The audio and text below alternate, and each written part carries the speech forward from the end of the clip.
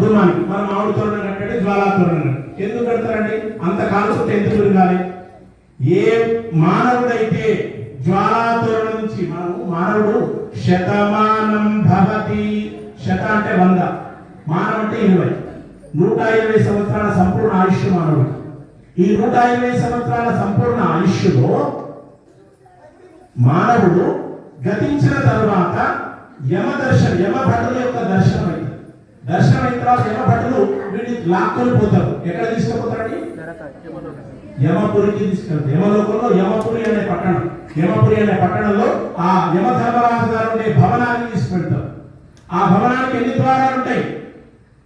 4 దిక్కుల 4 ద్వారాలు ఉంటాయి. మనం చేసిన కర్మ కొద్దీ ఏ ద్వారం నుంచి పోవాలో నిర్ణయించబడుతుంది.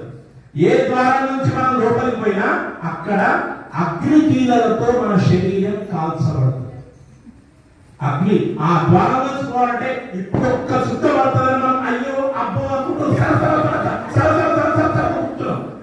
అప్పుడు ఎవరు తప్పిస్తాడు? అప్పుడు కాలాల్సిందే మనం చేసుకున్న కర్మకి.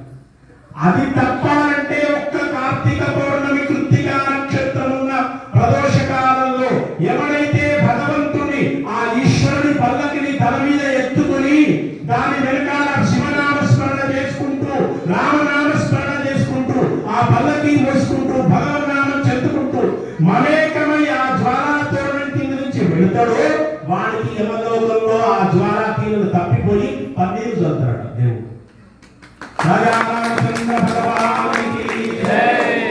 ఇప్పుడు చెప్పండి, అక్కడ పన్నీరు తగ్గించుకుందామా లేదా అగ్నికీలంలో కాలిపోదామా?